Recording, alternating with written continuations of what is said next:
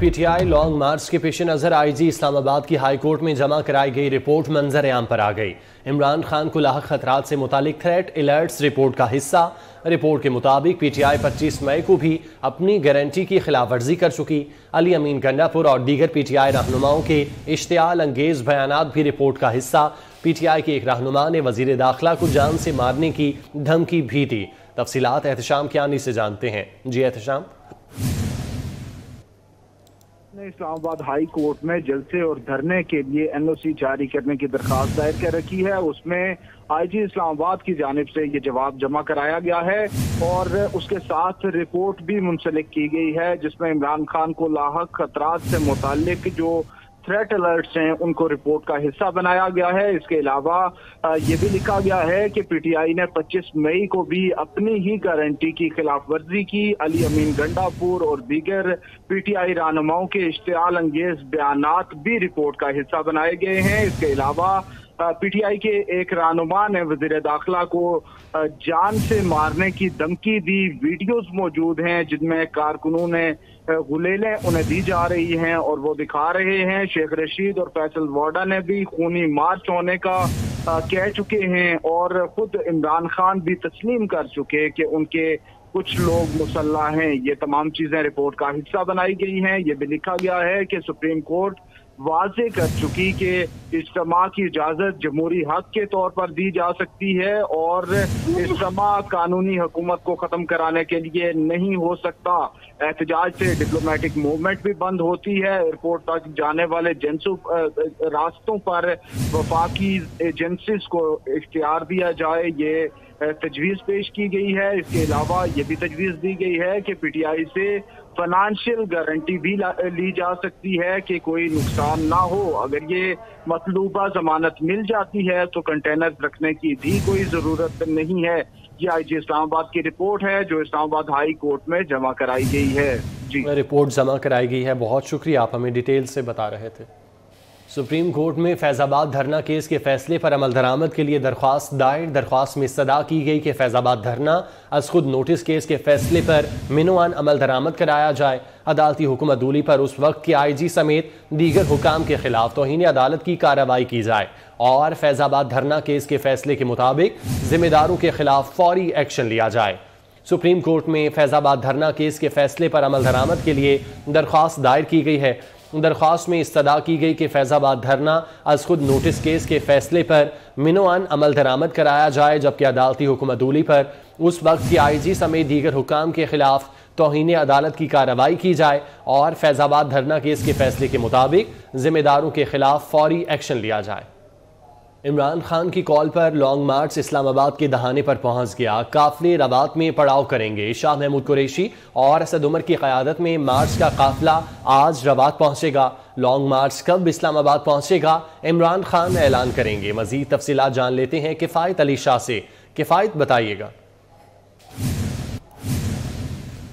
संगम पर ये इस जलसे का जो है वो इनेकाद किया गया है और इस सिलसिले में तैयारियां जो है वो अभी भी जारी हैं। साउंड सिस्टम अभी लगाए गए हैं, लाइट्स जो है वो चेक की जा रही हैं क्योंकि ये जलसा जो है वो रात गए तक हो सकता है कि यहाँ पर जो है वो जारी रहे।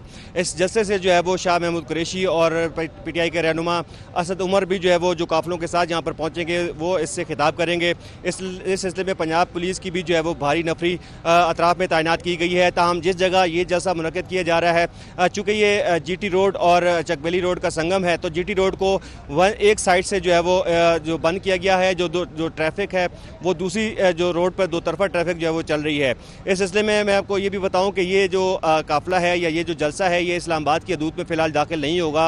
अगरचा जो रवात के मुख्तलिफ जो पॉइंट्स हैं GT रोड पर वो इस्लामाबाद की हदूद में आते हैं। चकबेली रोड से जो है वो आगे की तरफ 800 किलोमीटर तक जो है वो रावलपिंडी की हदूद है और इसी में ही जो है वो जलसे का इनेकाद किया जाएगा। और मुख्तलिफ जो इलाकों से जो काफिले हैं वो यहाँ पे पहुँचेंगे। खासतौर पे जो रवात शहर है या रावलपिंडी शहर से कहा गया है कि जो रहनुमा है वो कारकुनान के साथ जो है वो इसमें शिरकत करेंगे। ताहम इस जलसे के पेश नज़र जो है जो इस्लामाबाद के जो दाखिली और खारजी रास्ते हैं वो वहाँ पर कंटेनर्स भी लगाए गए हैं। सिक्योरिटी की सख्त नफरी इस्लामाबाद पुलिस और FC एहलकारों की जानिब से जो है वो वहाँ पर तैनात की गई है।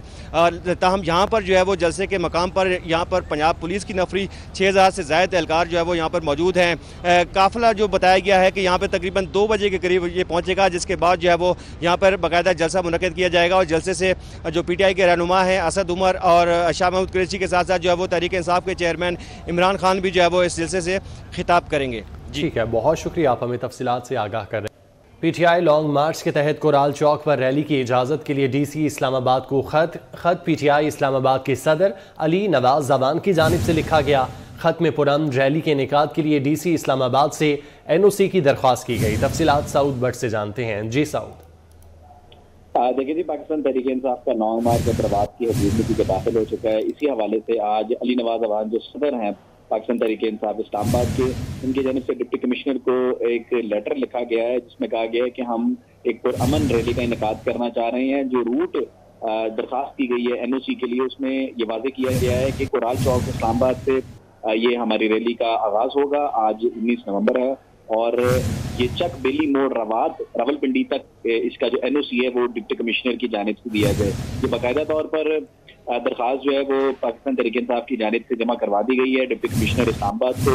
अब जायजा लिया जा रहा है क्योंकि इससे कबल भी NOC की दरख्वास्त दी गई थी H9 के मुकाम पर और G9 सिग्नल के ऊपर, लेकिन डिप्टी कमिश्नर की जानिब से मुख्तलिफ पॉइंट हाईलाइट किए गए थे कि पहले भी पाकिस्तान तहरीक इंसाफ जो NOC ले चुकी थी उस पर पूरा नहीं उतरे थे और मुकर्रा जो उनको जगह दी गई थी उससे आगे जाकर उन्होंने अपनी रैली का इख्तिताम किया था, जो गुज़िश्ता लॉन्ग मार्च पाकिस्तान तहरीक इंसाफ के चेयरमैन इमरान खान लीड करते हुए इस्लामाबाद पहुंचे थे। तो अब जायजा लिया जा रहा है डिप्टी कमिश्नर की जानिब से और जो वजारत दाखिला के हुकाम है उनको भी आगाह कर दिया गया है कि ये जो एक रैली का इनेकाद किया जा रहा है उसके लिए NOC की दरख्वास्त की गई है। जैसे ही चीफ कमिश्नर इस्लामाबाद इसके ऊपर अपनी पॉलिसी वाज़े करेंगे, डिप्टी कमिश्नर वजाहत कर देंगे कि क्या आया रैली का इनेकाद की NOC पाकिस्तान तहरीक इंसाफ इस्लामाबाद को दिया जाता है या नहीं। ठीक है सऊद, आपका बहुत शुक्रिया। पीपल्स पार्टी रहनुमा फैसल करीम कुंडी कहते हैं कि इमरान खान को अगर इस्लामाबाद आना है तो आ जाएं। कितने दिन हो गए हैं, फरलॉन्ग मार्च अब फरलॉन्ग से भी कम चलने लगा। करप्शन पर नौकरी से निकाला गया इकरामुल्ला नियाजी का फर्जंद करप्शन में फंस गया।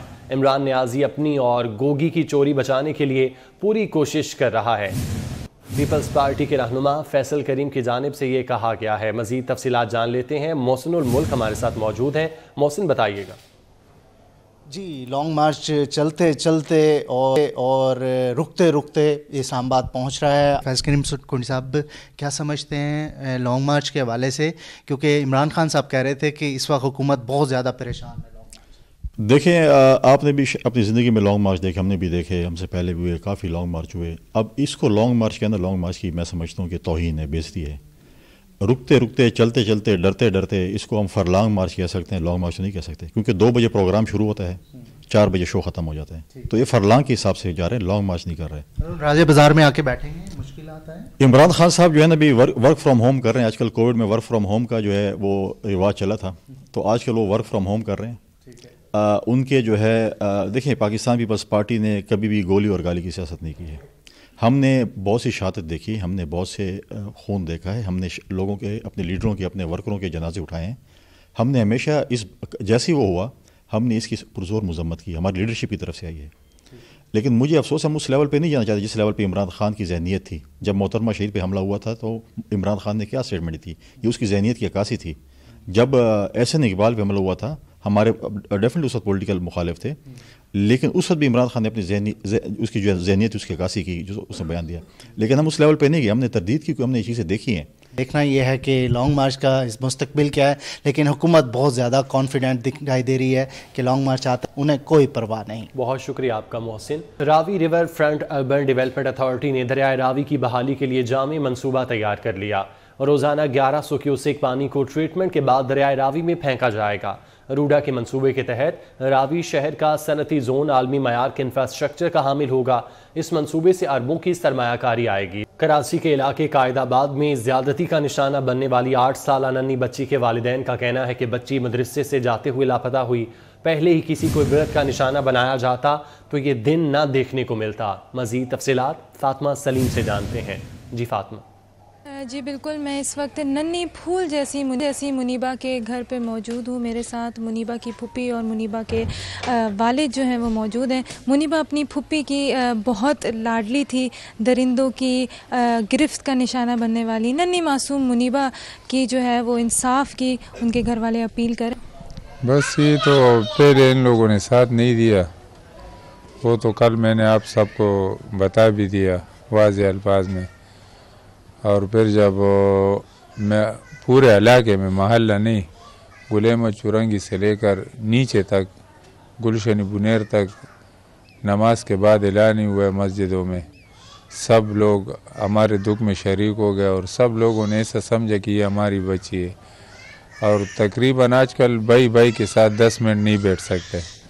हमारे पास 4 घंटे बैठे रहे और आवाज़ें लगा रहे थे कि तुम 2 दिन बैठो, 3 दिन बैठो, हम तुम आपके साथ बैठे रहेंगे। मदरसे में सबक पढ़ती थी, अपनी कारी के साथ भी मजाक। अभी भी कारी रो रो के मेरे को बोल रहा था कि जब ये जा रही थी तो ये उसका चप्पल भी दिखाया, वो ऊपर पड़ा था, बोलता ये फेंक दिया। जी बिल्कुल, नहायत मुश्किल वक्त है इस वक्त मुनीबा की फ़ैमिली के ऊपर, और हमारी बस यही दुआ है कि हम मुनीबा के कातिलों तक जो है वो पहुंच जाएं, जो इंसाफ मुनीबा को मिले और उनके घर वालों को। बहुत शुक्रिया आपका। सवाल का रुख करेंगे जिसके मैदानी इलाकों में बारिश जबकि बालाई इलाकों में हल्की बर्फबारी का नया सिलसिला शुरू हो चुका है, जिससे सर्दी की शिद्दत में इजाफा हो गया। तफसीलात ख्वाजा सुभान अल्लाह से जानते हैं। सुभान बताइएगा। जी बिल्कुल, इस वक्त मैं स्वात की मरकज़ी शहर मिंगौरा में मौजूद हूँ। आज सुबह से स्वात की मैदानी इलाकों में हल्की हल्की बारिश, जबकि स्वात की बालाई इलाकों में बर्फबारी का सिलसिला जो है वो शुरू हो चुका है। अगर मैं स्वात की बालाई इलाकों की बात करूँ तो स्वात की बालाई इलाकों में महोडन, गबराल, उतरोड़, कालाम, बहरैन, म्यादम और मलम जबा में बर्फबारी का नया सिलसिला शुरू हो चुका है, जिसकी वजह से सर्दी की शिद्दत में काफ़ी हद तक इजाफा हो चुका है और लोगों ने गर्म मलबूसात और गर्म खुराकों का भी रुख कर लिया है।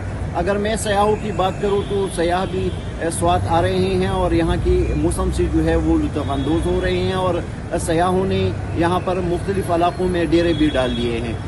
महकमे मौसमियात के मुताबिक स्वात की मैदानी इलाकों में बारिश, जबकि बालाई इलाकों की पहाड़ों पर बर्फबारी का ये सिलसिला शाम तक जारी रहेगा। बहुत शुक्रिया आपका। लिया 7वीं थल जीप रैली की बात करेंगे। गाड़ियां मिड पॉइंट्स पर पहुंचना शुरू हो चुकी हैं। मिड पॉइंट्स पर पहुंचने वाले रेसर्स का कहना है कि ट्रैक काफ़ी मुश्किल है। तफसीलात आशिर अशफाक से जानते हैं। आशिर बताइएगा। जी बिल्कुल, 7वीं थल जीप रैली भरपूर तरीके से जारी है और हेड मोहम्मद वाला छांगा मांगा जंगल से रवाना होने वाली गाड़ियां मिड पॉइंट लिया में पहुंचना शुरू हो चुकी हैं। लिया की तहसील है चौबारा, यहाँ पर थल में बाकायदा तौर के ऊपर भरपूर इंतजामात किए गए हैं। अब तक 26 से ज़ायद गाड़ियाँ यहाँ पर पहुँच चुकी हैं। जो रेसर्स यहाँ पर पहुँच रहे हैं उनसे जब हमारी बात हुई है तो उनका यही कहना है कि ट्रैक जो है काफ़ी डिफ़िकल्ट है, काफ़ी मुश्किल है और काफ़ी चैलेंजिंग ट्रैक है और यहाँ पर पहुँच रहे हैं गाड़ियाँ। और यहाँ पर पहुँचने वाली गाड़ियों में कुछ गाड़ियाँ ऐसी भी हैं जिनको नुकसान हुआ है रास्ते में और उनको बाकायदा तौर के ऊपर यहाँ पर प्रिपेयर किया जा रहा है, उनको दोबारा सेट किया जा रहा है और यहाँ से दोबारा 20 मिनट की स्टे के बाद ड्राइवर जो है अपनी गाड़ियों को लेकर वापसी हेड मोहम्मद वाला की जानिब रवाना हो रहे हैं। और इस टाइम जो सूरत हाल है, काफ़ी बड़ी तादाद है शहरियों की जो दूर दराज के इलाकों से यहाँ पर पहुँच रहे हैं, पूरे पाकिस्तान से यहाँ पर पहुँच रहे हैं। शहरी मौजूद हैं कराची से, यहाँ पर रैली देखने के लिए हैं। क्या कहना चाहेंगे? पहली दफ़ा आप आ रहे हैं यहाँ पर, क्या कहेंगे? जी मैं पहली दफ़ा आ रहा हूँ। मेरा नाम मोहम्मद अकरम चीमा है। जनाब कैसर अब्बास साहब के, हम मगसी साहब के कैंप में खड़े हैं। इंशाल्लाह यहाँ इंतज़ामात बहुत अच्छे हैं और कार रैली इनकी जो है जारी है। जो गाड़ियां आ रही हैं उनको देख रहे हैं, वो बड़े पुरजोश अंदाज में यहाँ दाखिल हो रहे हैं। मेरे दोस्त हैं लाल हुसैन, ये भी कराची से आए हैं रैली देखने के लिए। ये और जी बिल्कुल, रैली देखकर एंजॉय किया जा रहा है। स्टार्टिंग पॉइंट है, वहाँ भी काफ़ी खासा रश है, यहाँ पर भी खासा रश है। बड़ी तादाद में जो शहरी हैं वो यहाँ पर पहुँच रहे हैं और भरपूर तरीके से वेलकम किया जा रहा है। जो ड्राइवर्स यहाँ पर आ रहे हैं छांगा मांगा से, उनको वेलकम किया जा रहा है और भरपूर तरीके से रैली को एंजॉय बताया जा रहा है। तरीके से रैली को एंजॉय किया जा रहा है। बहुत शुक्रिया आपका। न्यूज़ स्टूडियो से फिल वक्त इतना ही। बाखबर रहने के लिए आप देखते रहिए 24 न्यूज़ HD।